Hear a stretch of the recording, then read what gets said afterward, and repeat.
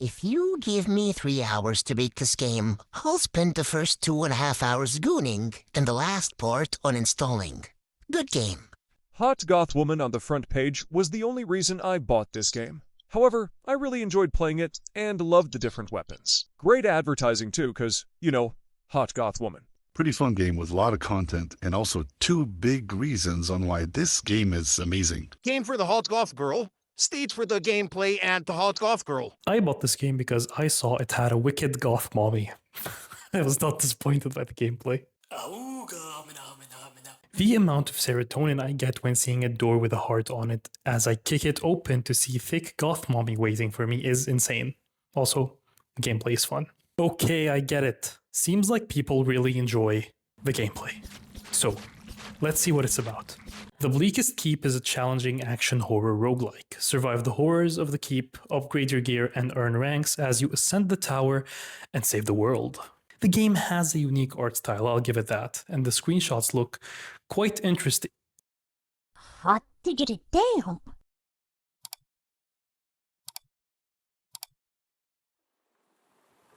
King Edgar is dead. The wizard, Cormac, betrayed Edgar and the kingdom.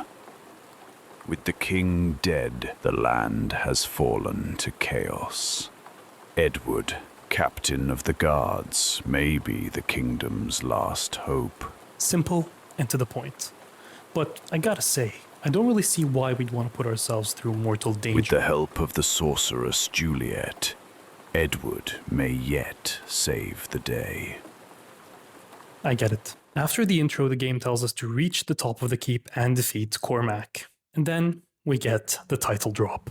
I don't know about you guys, but I really appreciate a simple story. King team killed, wizard team killed king. Now you must team kill wizard. Goth mommy, help. Not every story needs 14 versions of the same character split across timelines, possessing each other, fighting their own hearts, or a 47-minute cutscene about AI-controlled global information warfare. Damn, Metal Gear Solid was really ahead of its time, wasn't it? Free will is a myth. Religion is a joke. It's controlled by something greater. Memes. The DNA of the soul. Not that there's anything wrong with that type of storytelling, but I appreciate the Bleakest Keep, well, keeping it real. And in keeping with this theme, I will not rant for 50 minutes about how every indie game is trying to be Five Nights at Freddy's. Okay, so the first night is never usually that bad in any of the games, so I'll play through. With just enough lore to bait game theory YouTubers. You know who you are.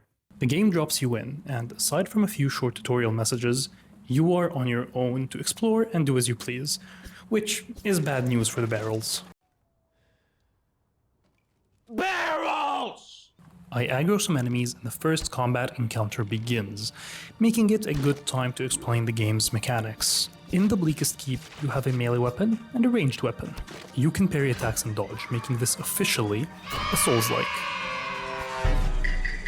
But the really interesting part about this game, in my opinion, is its ranged weapons. The game gives you a variety of cool ranged weapons with crazy effects. Some of these weapons are pretty OP, like this gun that sends enemies flying and explodes them if you manage to shoot them midair. Others are just stupid fun, like the Pan, my beloved. To keep the ranged weapons from being too OP, you have two mechanics you need to counterbalance. First is ammo, which is limited in supply and drops randomly from hitting enemies, opening chests, or destroying barrels. Second is durability. Shooting a weapon drains durability, but so does being hit. The catch is that weapons cannot break from shooting. They will always stay at 0 durability. However, being hit while at 0 durability will break them. My bad. No.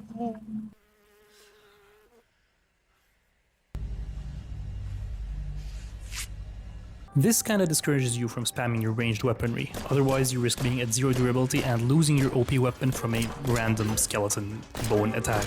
Going through the graveyard, I put my elite parrying and aiming skills to the test, and surprisingly, I do better than expected. We get an exploding revolver from one of the chests. I parry some noobs, and before long we reach a tavern.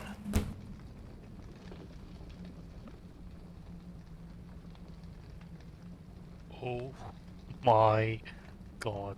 This is Juliet, our goth mommy shopkeeper, and holy moly, I understand the Steam reviews. I get it now.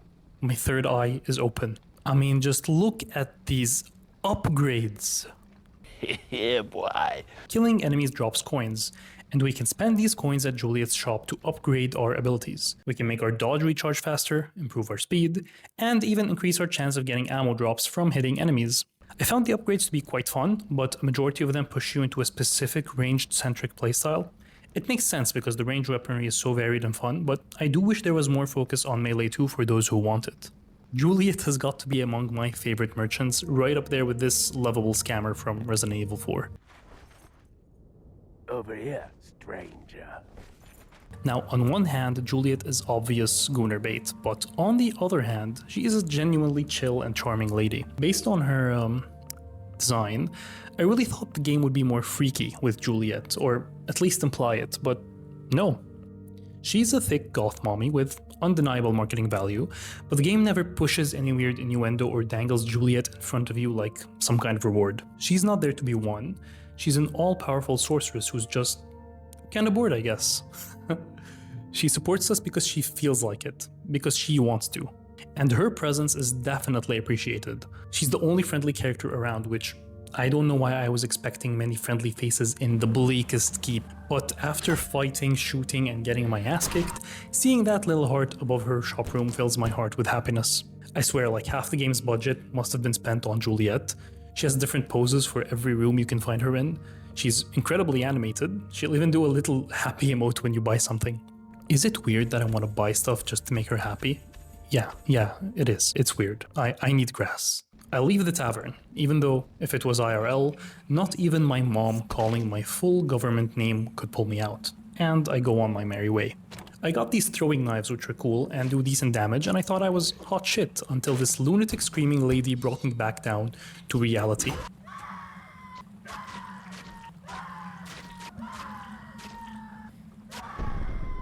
I'm used to women yelling at me, but geez, lady, relax. A lesser man would have quit. They would uninstall, they might even refund, but those men probably have girlfriends and aren't deathly afraid of disappointing a pixelated goth mommy. So I immediately start a new game.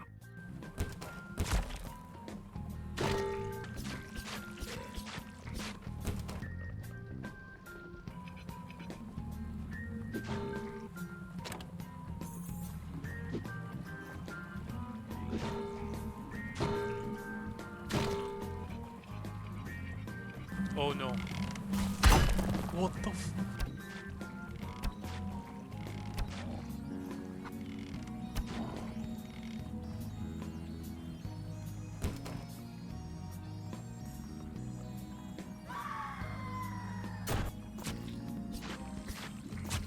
And before long, we reach the first boss, King Edgar.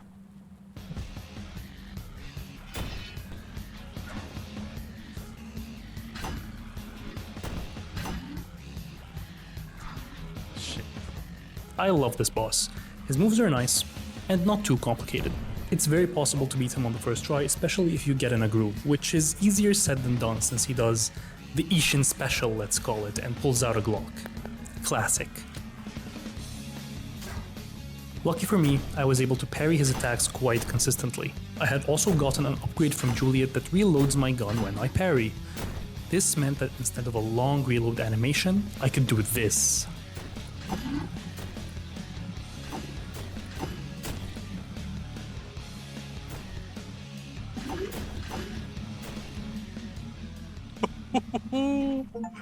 Out of 3 rewards, I choose the bombs because who doesn't love blasting shit?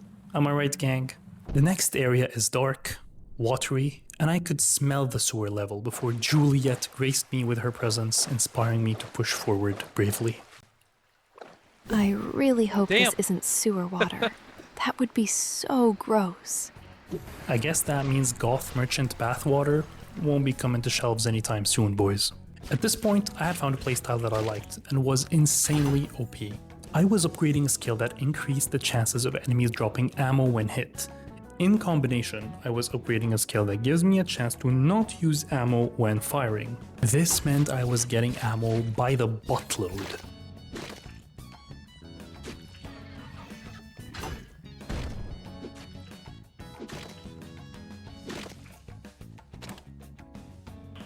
Nice. This guy is freaking me out.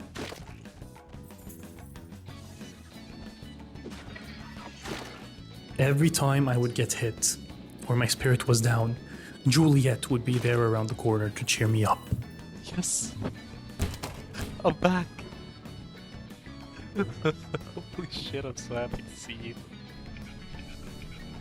Once again, I found myself up against a suspiciously large, suspiciously empty, and suspiciously lit room.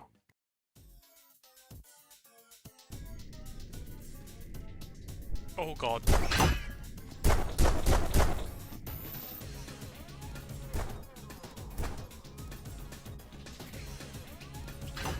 The Arachne fight is not too difficult, especially if you space correctly and keep track of the ceiling lights. Arachne blends in the darkness perfectly, and it's quite an agile boss, climbing around the arena, sneaking around, and jumping at you.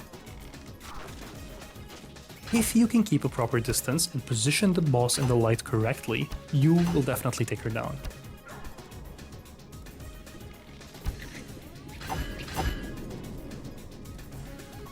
Wait, what?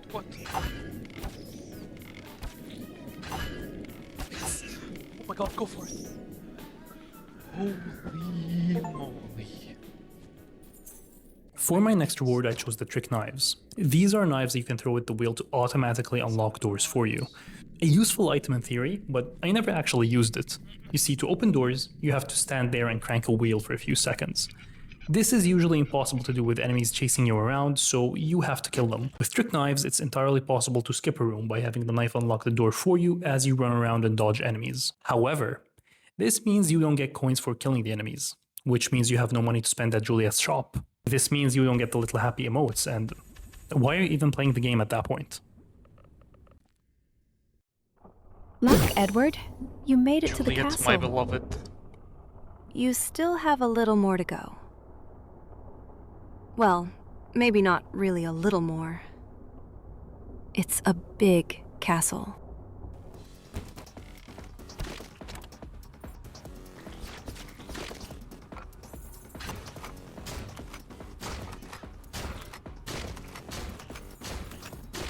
Everything was going smoothly. Too smoothly. Oh my god. Surprise, motherfucker!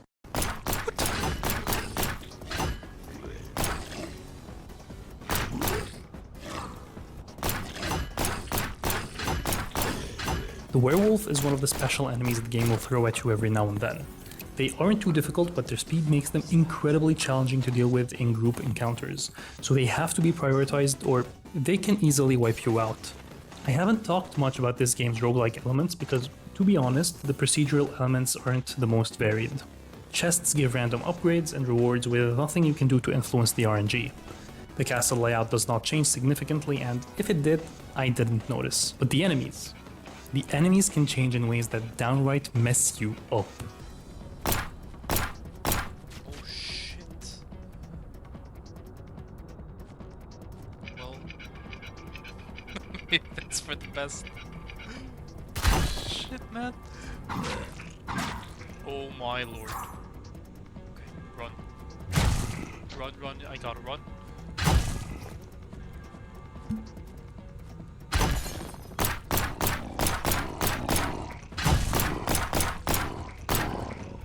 Had I been a better player, I would have sent the big angry stickman down the elevator instead of risking losing all my HP fighting in such a narrow space.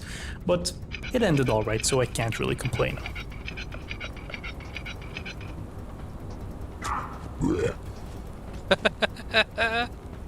Okay, that works. Throughout our journey, there have been statues of important characters. I didn't cover these because, who cares about the side characters and villains? I know why you're here.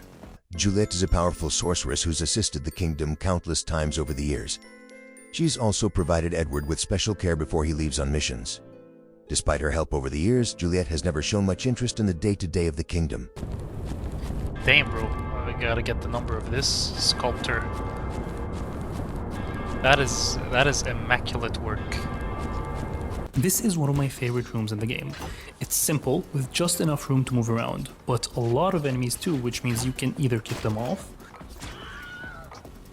or, if you get swarmed, risk dodging into an early grave. Once again, the game keeps things simple, but with an enjoyable depth. Soon after, we reach one of my least favorite rooms in the game, the Clock Tower room. Sen's fortress walked, so the Clock Tower room in the Bleakest Keep could crawl. Enemies will throw crap at you, gears rotate under you, and if a werewolf spawns here, good luck to your meat. My ranged weapon always breaks here because I keep getting boned by the skeletons. Making it out of there, I was quite frustrated, but that frustration didn't last long. Whoa. Whoa, whoa. Whoa.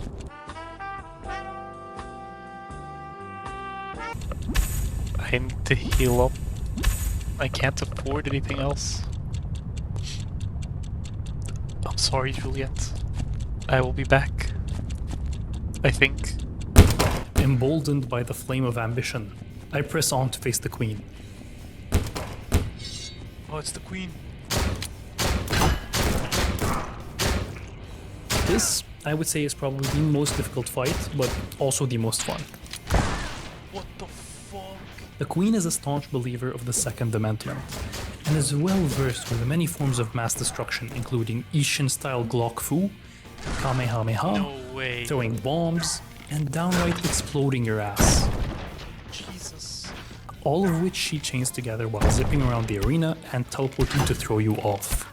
She also summons some simps, but you can just ignore them, they suck.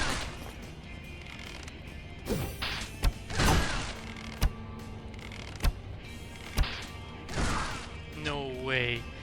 This can't be it, boys. Oh my god. Oh my god. Hello, my queen. Overall, it's a super challenging fight, but super fun to overcome too. For my reward, I take the bombs again. I would have settled for just seeing Juliet, but hey, I'll take it. We climb up and get ready to make our way to Cormac. This thing doesn't feel very safe. I hope it reaches the other side all right. Can you imagine if it just collapsed, like right now? All that progress gone like that. Yeah, imagine. Falling would be, terrible. It's the last stretch, and I was locked in. I had so much ammo, so I played safe. Shooting enemies from a distance, using one enemy to blow up the rest using my exploding rifle. The skeletons tried to damage me so that my weapon would break, but I saw through them. No pun intended. I pressed on and saw a steep drop. Thinking it was suspicious, but seeing no enemies, I moved carelessly. Oh shit.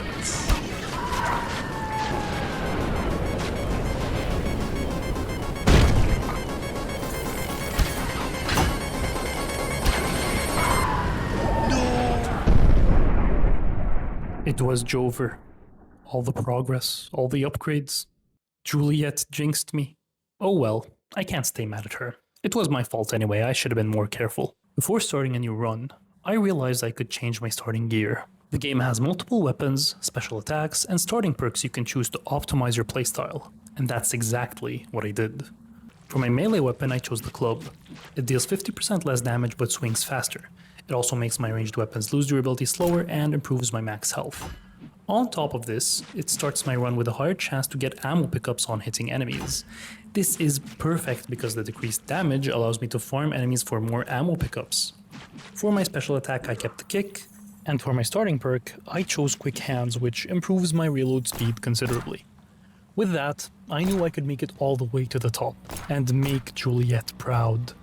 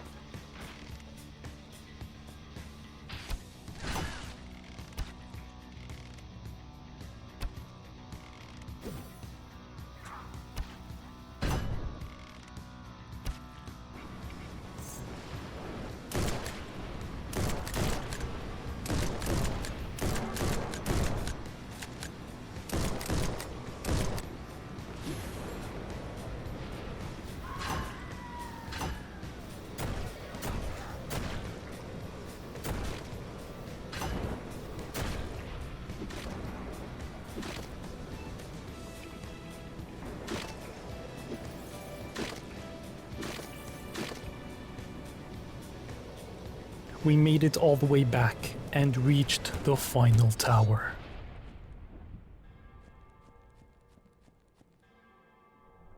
Cormac's just up ahead. Don't forget to buy some upgrades before you go fight him. And, might as well just spend everything you got. Good luck! With Juliet there to support us, victory is all but guaranteed. Simping aside, I appreciate the heads up to just spend everything since the final boss is coming up. I mean, I always do that anyway, but hey. We get our last set of happy emotes from Juliet and go to face Cormac.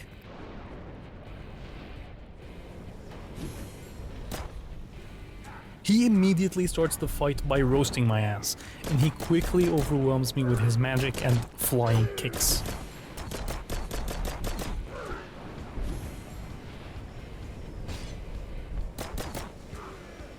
Luckily, I've done my homework and brought tons of health potions as well as wrenches to repair the durability of my ranged weapon. He gets a lot of good hits in, but I adapt to any and all phenomena. Just when I think I've acclimated to his attacks, he uses the same Kamehameha as the Queen and breaks my weapon. Panic briefly sets in before I finally lock in, delivering the performance of a lifetime.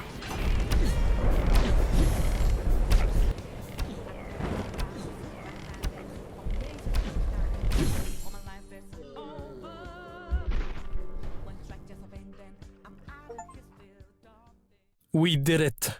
We beat Cormac and got a decent rank while doing it. Most importantly, Juliet is happy, which means I am happy. So, that was the Bleakest Keep.